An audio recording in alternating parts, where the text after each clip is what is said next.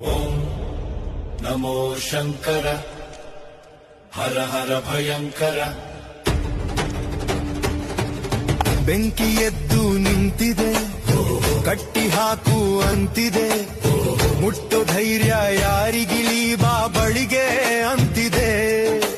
ರುದ್ರ ರೌದ್ರ ಕೋಪ ಮೈಗೆ ಸವರಿಕೊಂಡಿದೆ, ಮೈ ಮರೆತು ಹೆಜ್ಜೆ ಇಟ್ಟರೆ ನಾಶವಾಗದೆ. ಜ್ವಾಲೆ ನಾಲಿಗೆ ಹೊರಗೆ ಚಾಚಿದೆ, ಜ್ವಾಲೆ ನಾಲಿಗೆ